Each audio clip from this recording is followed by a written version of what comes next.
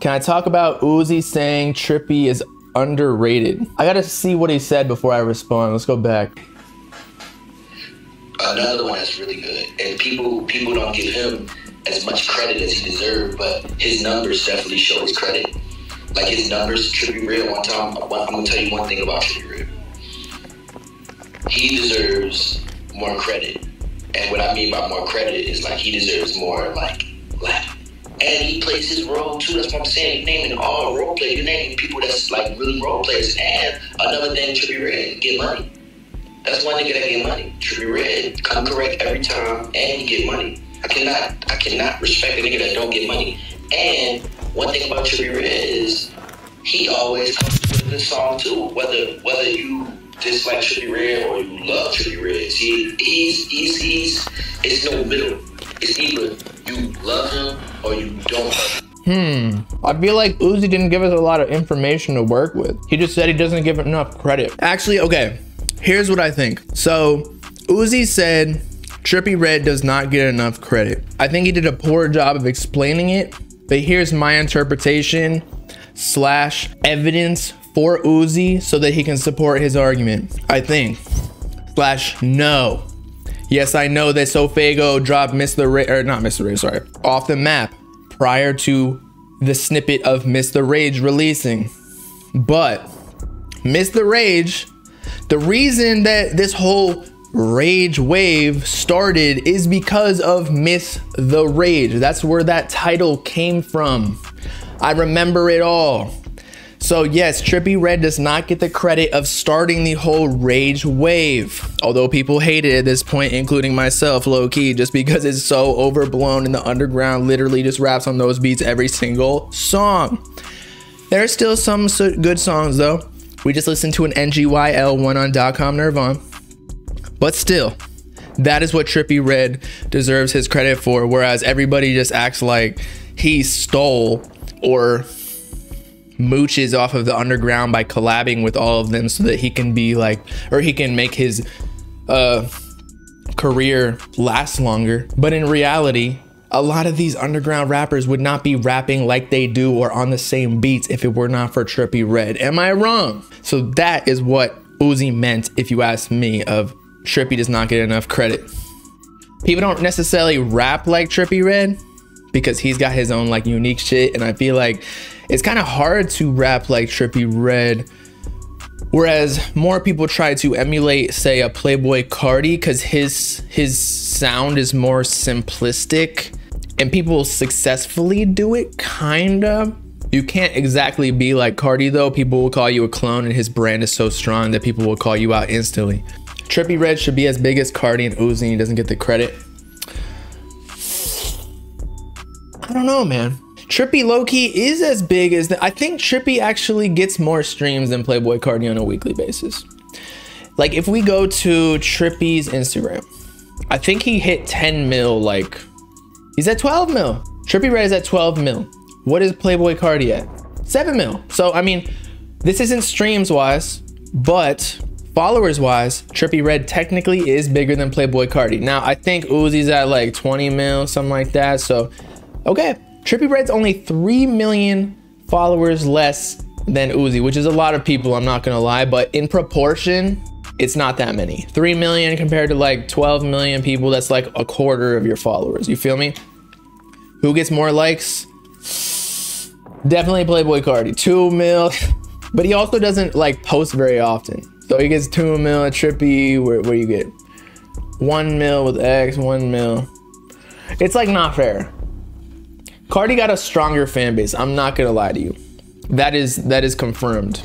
But now let's check out Trippie Redd's like most popular song. I actually think he has bigger, actually I'm pretty sure I know that Trippie Redd got bigger songs than Playboi Carti.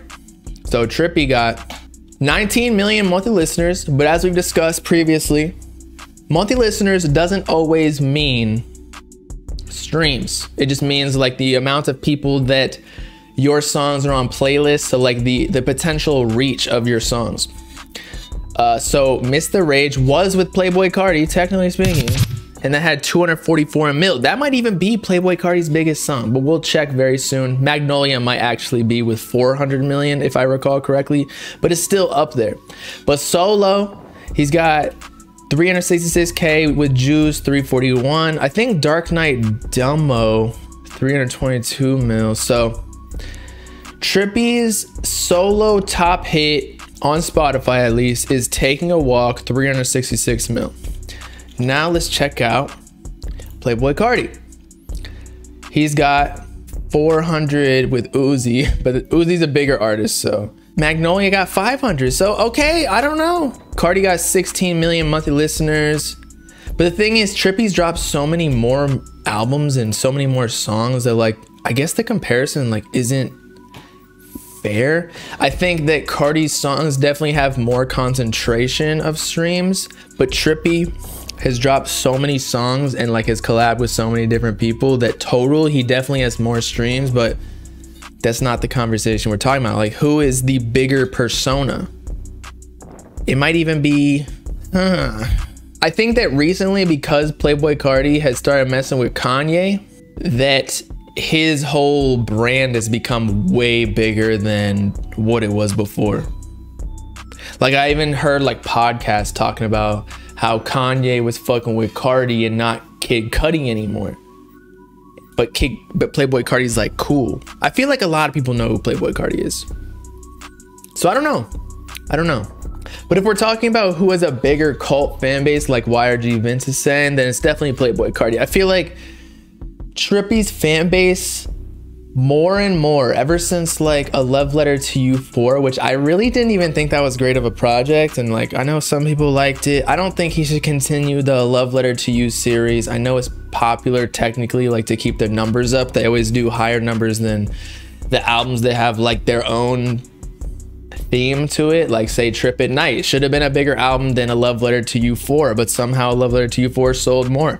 Maybe it's the niche or genre, but I feel like Trippie just has lost his cult since 2018. Like, he just went like more pop, and once you go more pop and you stop doing what makes you unique, like as we discussed, like his screaming and grunging, whatever word, I don't even know how to describe it, like, shit.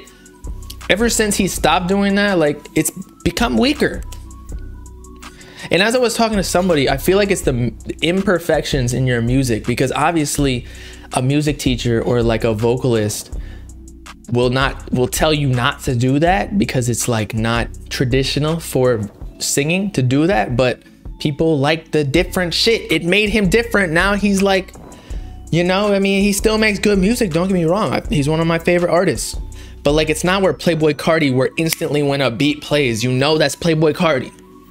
When a vamp walks in the room, when there's blood on the floor, you're like, oh, that's Playboi Carti. He just sucked someone's dick. He's still got a lot of fans. Of course he does. I am still a fan of Trippie Redd. I'm not saying he don't. He got 10 million followers.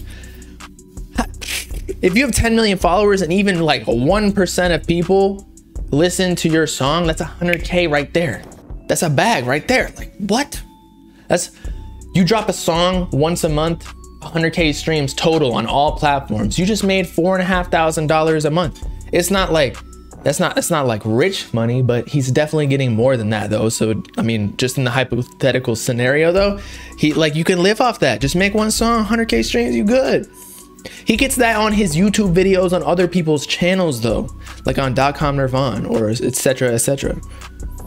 But he does not hit as hard as 2017 though.